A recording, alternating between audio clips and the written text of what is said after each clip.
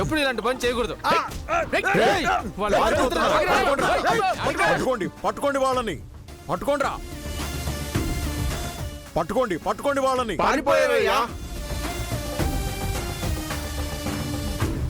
చాలా thanks Madhubabu. Maddy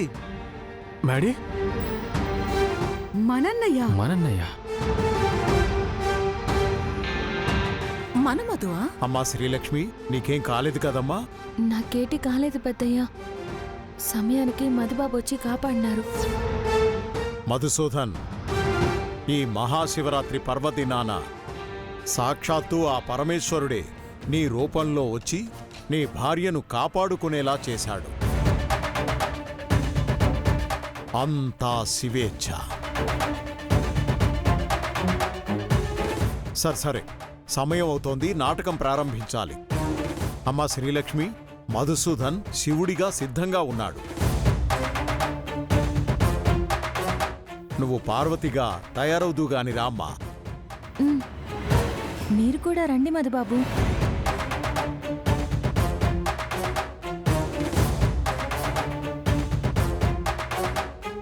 Maddy,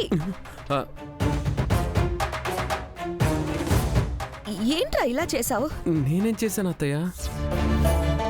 మనం kidnap చేయాలనుకున్న ఆ ఎర్ర బస్సుని వాడెవడో కిడ్నాప్ చేస్తుంటే చూసి అడ్డుకున్నాను. వాడెవడో కిడ్నాప్ చేస్తే నీకేంట్రా? మనకు కావాల్సింది లక్ష్మిని కిడ్నాప్ చేయడమే కదా. అవును కదా, ఇంత చిన్న లాజిక్ని నేనెలా మిస్ అయ్యాను? అన్నయ్య, మనకి కష్టం లేకుండా వాడెవడో ఈజీగా కిడ్నాప్ చేసి తీసుకెళ్తుంటే నువ్వు డిస్టర్బ్ చేసావేంటన్నయ్యా? రే, ఇప్పుడు నా చేతుల్లో కూడా ఏమీ లేదు. వెళ్ళి నాటకం వేసుకో. అత్తయ్య,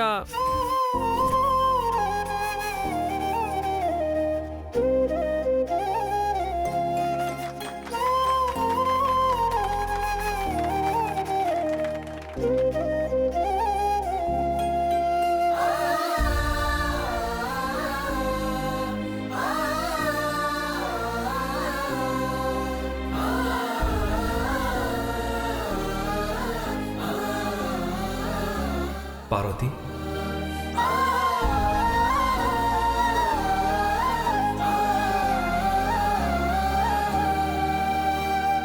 ఉమా,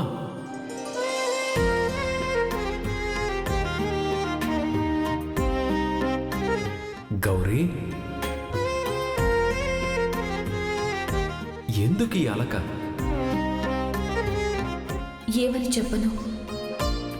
నా తండ్రి దక్షుడు వద్దని వారించినా వరించి వివాహం చేసుకున్నాను.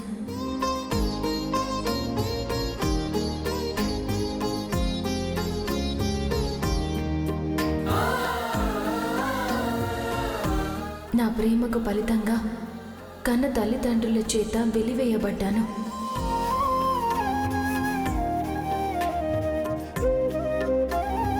మీరు కలలు కన్న కోడలు నాను కాకపోవచ్చేమో కానీ మీ కోడలుగా మాత్రం మీరు తలదించుకునే పని మాత్రం చెయ్యను.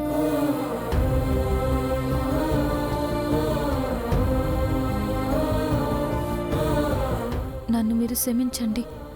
పదండి.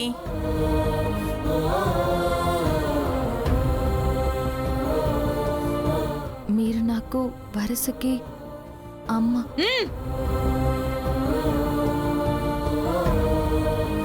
చివరికి మీకోసం ఆత్మాహుతికి సిద్ధపడి నన్ను నేను దహించుకున్నాను.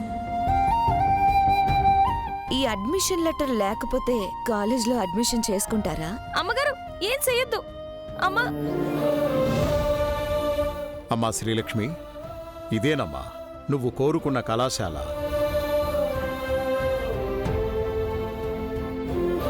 కాదని లేదని నేను ఏనాడు అనలేదే. నేను తిరిగి పార్వతిగా జన్మించి మిమ్మల్ని వరించి పడరాని పాటలు పడ్డాను స్వామి. నువ్వు అడుక్కు తెచ్చిన పాలతో మాకు టీ పెట్టిస్తావా? ఏం కూసావే?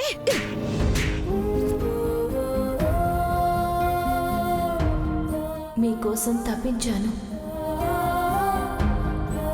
ఆకులు అలములు భుజించి అపర్ణనయ్యాను.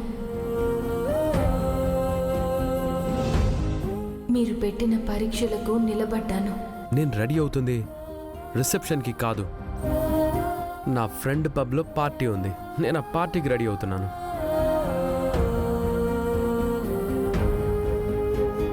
ఇక్కడ శ్రీలక్ష్మి అంటే ఎవరు? నానేనండి. ప్రిన్సిపల్ గారు రమ్మంటున్నారు. ప్రిన్సిపల్ గారు నీతో మాట్లాడాలన్నారు.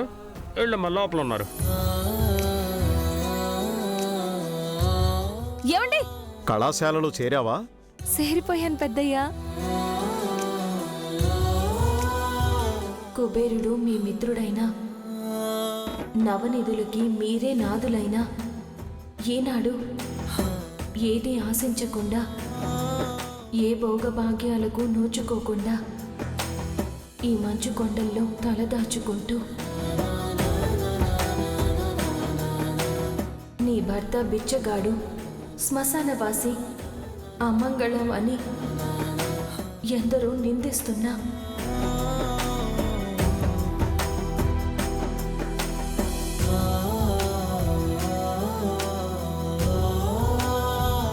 కేవలం మీపై గల అవ్యాజమైన ప్రేమానురాగాలతో, పృథ్వీని మించిన సహనంతో పెదవి విప్పకుండా మీకు తోడుగా ఉంటున్నాను. అమ్మా శ్రీలక్ష్మి, ఏంటమ్మా ఇది? ఏంటిదంతా? ఏం జరిగింది? నా చేతిలోంచే ఆ టీ కప్పు కింద పడిపోనాది పెద్దయ్యా. అమ్మా శ్రీలక్ష్మి, ఏమైందమ్మా? శ్రీలక్ష్మి ఇచ్చిన హారతిలోనే తన అడ్మిషన్ లెటరు హారతైపోయింది నాన్న. అమ్మగారు చెప్పిందే జరిగింది పెద్దయ్యా. ఎవరమ్మా రాస్కెల్స్? ఏమో సార్, వాళ్ళెవరో నాకు తెలియదు. నా ప్రేమను, నిష్కళమైన నా మనసును మీరు ఏనాడు గుర్తించింది లేదు.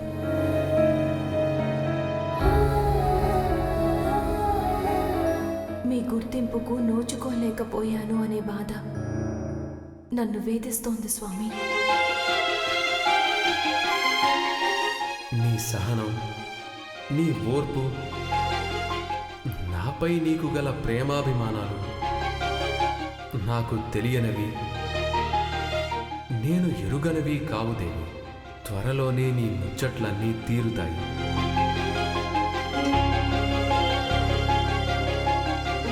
అర్ధాంగిగా నీకు నా అర్ధభాగాన్నిచ్చి అర్ధనారీశ్వర తత్వాన్ని, అర్ధాంగికి గల విశిష్టతని జగత్ విదితం చేస్తాను.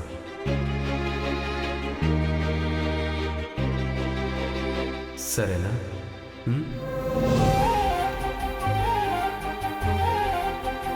అటులనే స్వామి.